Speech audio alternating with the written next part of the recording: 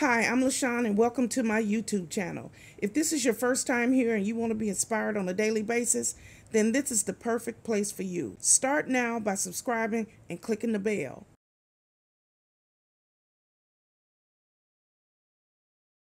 Hello. My name is Lashon and welcome to my YouTube channel.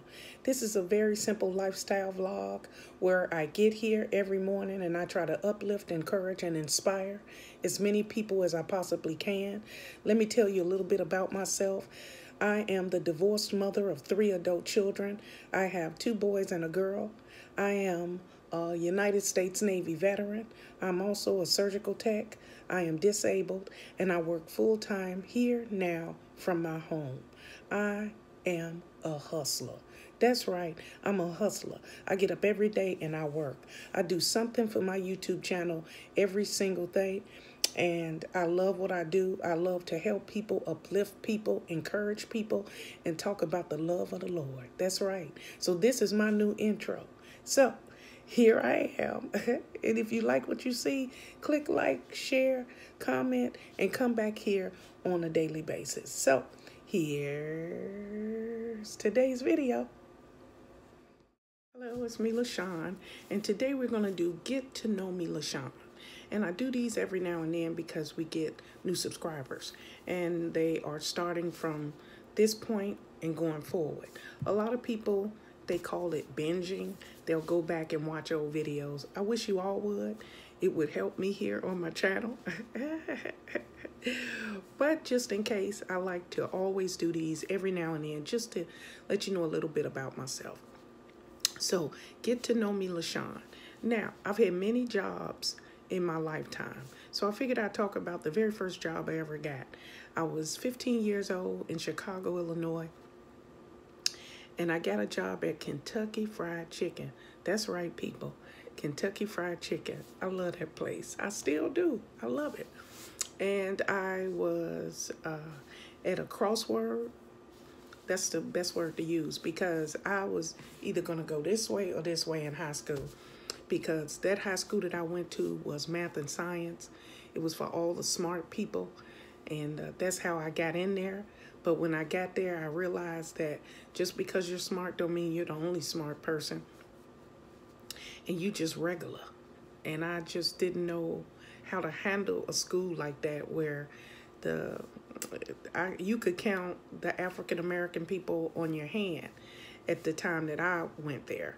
And so I had no friends from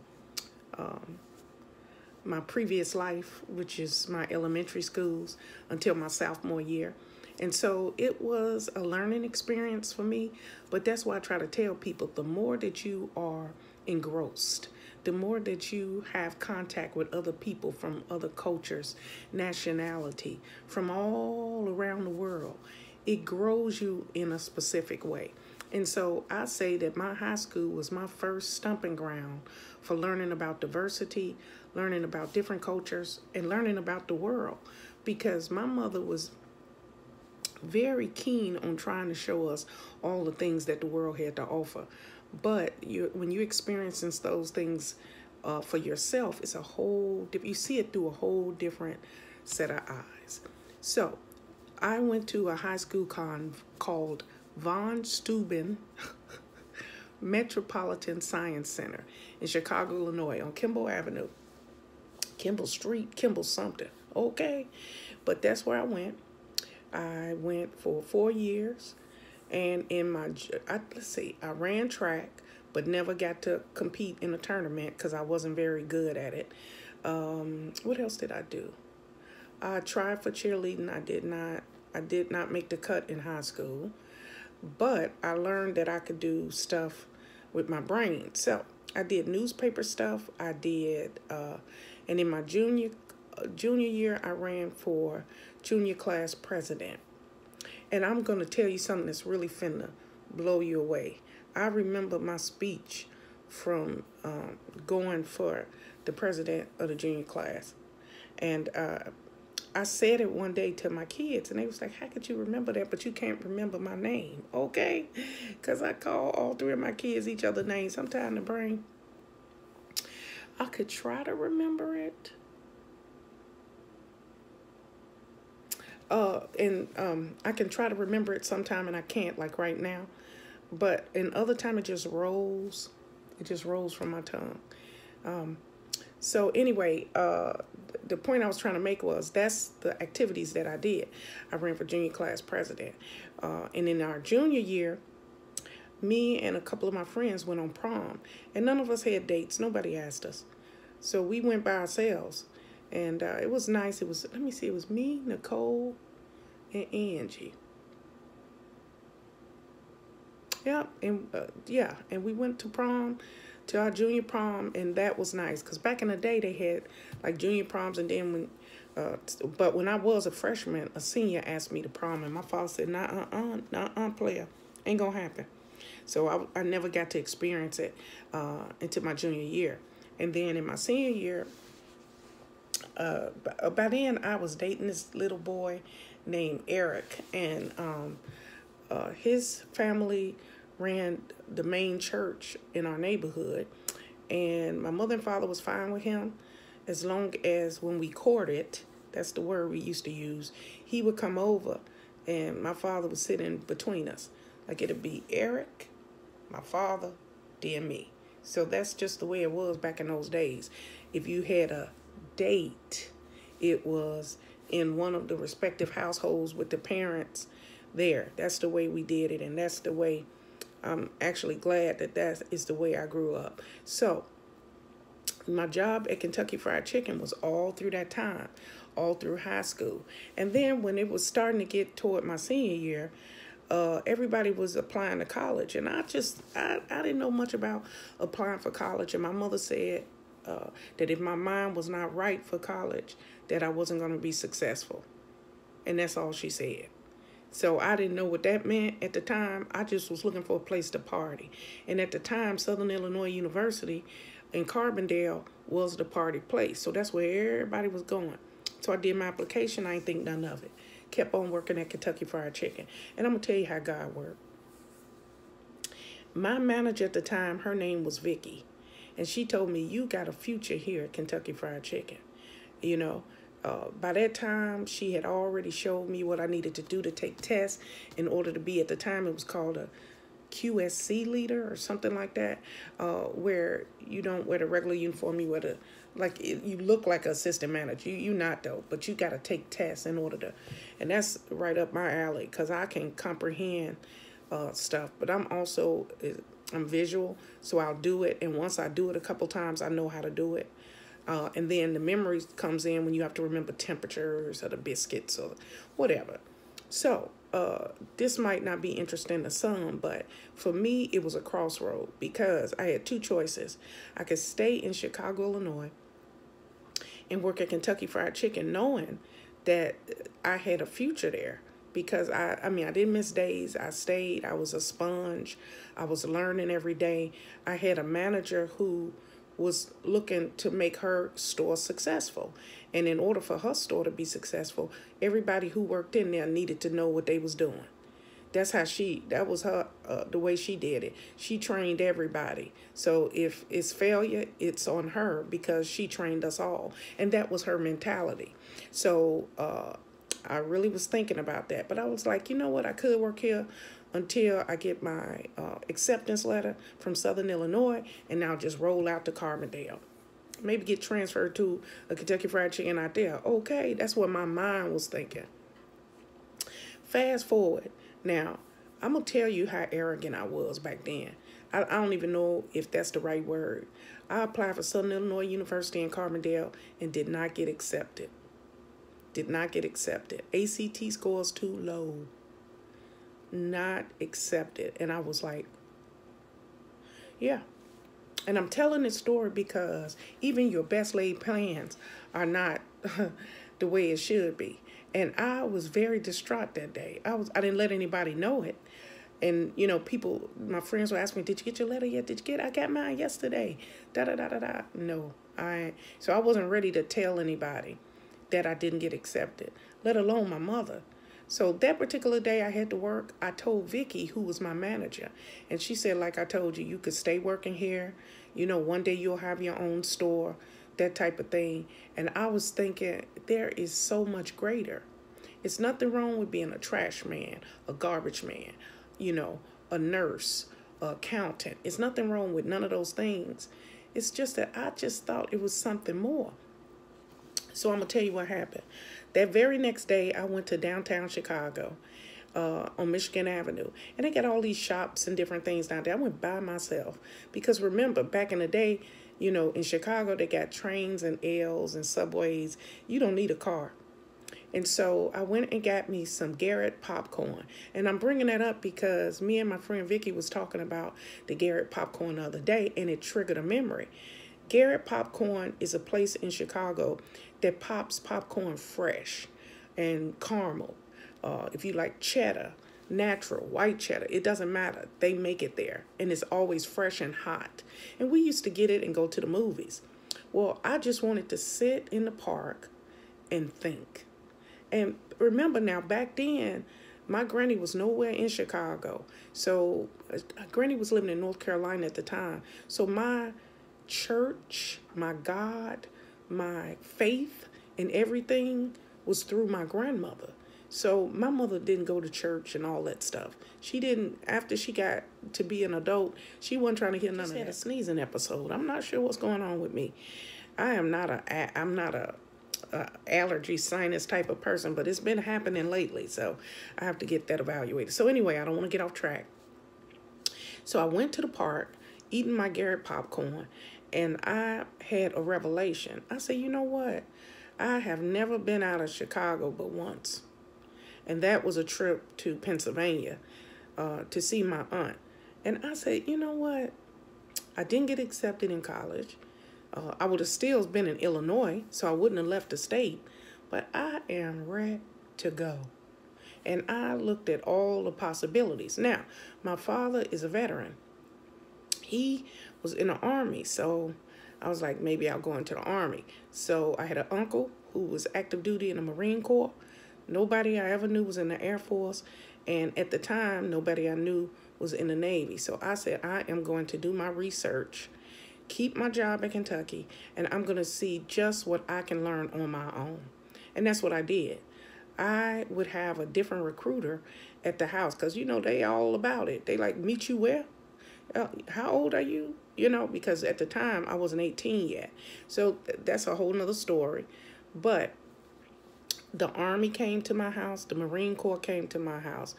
The Air Force came to my house, and the Navy. I did not even think about the Coast Guard because my brain was like, you can't swim, so you don't even need to waste your time with the Coast Guard. I didn't know that the Navy is the same thing, but that's a whole nother video itself too. Okay, so I'll have to be honest here with you guys. I was most impressed with the Marine Corps. I thought that that recruiter was squared away from head to toe. The gig line was together. I was impressed. I was impressed by everything about what he said to me. Now, was he being truthful to me or anything? Now, in these years back, looking back, they all had a little bit of words that they used, trickery, I say.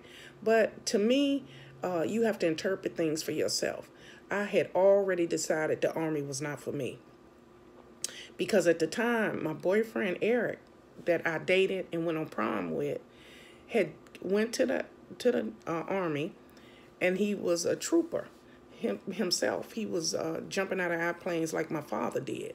And it was a wonderful thing, and he wanted to marry me and all those things.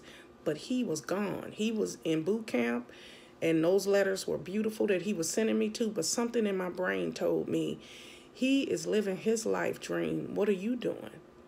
So then the Navy recruiter came. Now, listen now, and I'm not saying this to be judgmental, but I think all of my checklist was done. She was an African-American woman, okay? She had 12 years in. She was going to make it a career. Everything that I wanted to pursue in my naval career or Air Force, whatever I decided to do, I wanted to make it a career. So she was very straightforward with me and everything. And she said, look, I'm just going to tell you, as another African-American woman, you would not pass the measurements. And I was like, but I wasn't big. I wasn't overweight by my standards, by a doctor's But by the Navy standards, how they do it is they do the breast, the waist, and the hips. I don't understand how that, now, keep in mind now, this was back in 1987, so I'm sure things have changed. But at the time, my breast was out to here. You know what I'm saying? My hips was like this. And my waist wasn't big, but that's just the waist they did the measurements. And she was like, if you are serious and you want to go in the Navy, you, me, and my other recruits, we get up and we go out running a couple days a week on the weekends. We do this, we go there, and then we're on a strict intake diet. And I'm like, I work at Kentucky Fried Chicken. I eat fried chicken every day. Next. Okay. So the Air Force was, I almost got there. So I did all my ASVAB tests and I scored really, really high, which means you can pick, basically, when you get up that high, where you want to go. And the Air Force looked like where I was going to go. So the recruiter was coming back and forth, wasn't talking about no exercising or nothing. So that recruiter was my number one. So I went back to work at Kentucky Fried Chicken and told Vicky that that is what my goal is going to be. I'm going to work here, and then within 6 months to a year, I am going to join the Air Force. And so she, of course, she didn't try to talk me out of it because you got to go your own path. She was always an advocate of that, but she really wanted me to pursue being in management position at Kentucky, and then one day owning my own store, which either way I went, I think I would have prospered, because my heart, I knew everything about Kentucky Fried Chicken. I still do. Okay. People ask about Kentucky. I'd be like, well, they used to have, I don't know what they got now, but I can tell temperatures. I could tell how much stuff costs. That's just how it used to roll off my tongue. So let's fast forward. I decided to not go with the Air Force. The dates did not correspond, but the dates corresponded with the Navy. And I decided that I was going to join the Navy. So I started doing all the steps necessary to get ready to go to boot camp. Now, at the time, I was dating Eric, and he went to boot camp, and then he had to go to school and all those things. He said he wanted to marry me. So he came home on leave, got down on his knee and said he loved me and wanted to marry me. And I asked him exactly, what does that mean? Because I want to go to the Navy. And he was like, well, I'm finna get orders to Germany. And I was like, Germany? Yeah. Never been out of the state but once to Pennsylvania. And now you want me to go there. He was telling me all the things that we had to do while he was on leave. We got to get married. We got to do this and that. And I was like, I'm telling you, no faith, no nothing. And I'm telling this story because I'm going to tell you what I did. I decided I was going to join the Navy. I decided I wasn't going to marry Eric. And I decided that I was not going to work at Kentucky anymore. So I decided all of that in one trip, one little walk. And that's what I do now. When I need to think, I go for a walk. Walking early in the morning is really good because it's only you and God. And then I talked to God that day, and I told him, I said, God, listen up. You might not remember me, but I used to go to church all the time. Remember me? The girl in the back who couldn't sing? That type of thing. And that was when my faith started again, when I was 18 years old. And I tell you this story because I wasn't faith-based. I had nothing but my experiences to judge me on my decisions. My mother was a free spirit, and she didn't force us to go to church. She didn't force religion on us or her thoughts on what spirituality or religion was supposed to be. She felt like her time as a girl growing up, her mother pushed it on them. So that was that's what I had to guide my decisions on. So I had to do stuff, research for myself. So this story time is about my first job at Kentucky Fried Chicken, but it's also the transition of me learning about faith, me learning about God, and me learning about myself. I loved Eric, but I knew that it would not be the right decision to marry him. He was living his dream by joining the army and becoming a paratrooper. And me moving to Germany just didn't excite me. So I knew it wasn't the right decision, but didn't want to hurt him either. So I just told him, I'm sorry, but I can't marry you. Maybe when you come back from Germany. That's what I told him. But I'm just not ready now. And I think I think I matured in that little bit of time. And then the phone call came that it was time for me to go to boot camp. My mother threw a party for me with my family. She got a cake made of a big old ship that said Bon Voyage, Lashon. It was the...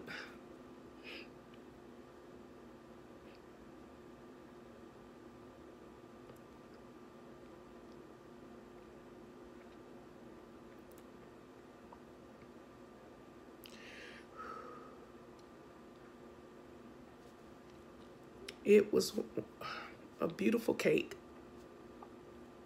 My mother and father was there, my sisters, and I was ready to go. And it was a lot of stuff going on in my house. But more than that, it was a lot of stuff going on internally because I knew that it was time for me to go. So that was a decision I made at 18 years old to not work at my first job anymore, not to get married, to leave home for the first time, to get on an airplane for the first time, to step out on faith for the first time. And that's what I did. I stepped out on faith at 18 years old and joined the Navy. Best decision I ever made. And I did it with my talk with God. I told him everything that was going on in my life. And I am positive from this moment that it was the best decision that I ever made. Because God directs our steps. He really does. He directs our steps. And sometimes you're so busy trying to go to the left when He's telling you to go to the right. You're so busy going to the right when He's telling you to go to the left. And that's what I was doing. I was trying to go to school because everybody else was. I was trying to go to college because everybody else was. I was trying to stay at Kentucky and do that job because that's what Vicky wanted me to do. But did I really want to do it? That's what I tell you. When you have a problem and you are going through a chapter in your life and you are bombarded with indecision, that is your time that you talk to God. Take it to God. Talk to God. And let God guide your steps. So that's my story time for the day. 15 years old, started working at Kentucky Fried Chicken. By the time I was 18, I was ready to go to college. Did not get accepted in college. Got a marriage proposal. Turned down a marriage proposal. Found my faith in God once again and joined the Navy. Best decision I ever made. So you can change your life in a matter of weeks, a month, a day. Once you aligned with where your path is supposed to go. And you'll see that in your daily activities. You'll see that because it's a lot of people working and working and working and working for something, and they're not prospering. They just a body in a space doing a job because it's not what God has planned for you. And so that's why it's so monotone. That's why you stay stagnant because you're not on the right path. So I know that the Navy was my right path. All good things came from that. So that's it. That's all I got for you. Hope you enjoy my story time because I love to tell stories. I love to tell people about my testimony. Okay? That's my testimony. That's my story. I speak first person all the time about something that I went through, something that I endured. Okay? So enough of that. At this point in the video, we're going to breathe in and breathe out and get our day started. You ready? Breathe in, breathe out.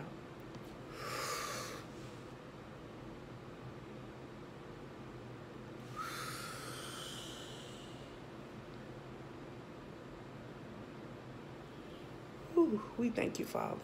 We are so grateful, Father God, for another day. So, wherever you're headed today, to work, to school, maybe you got to go to a high school reunion.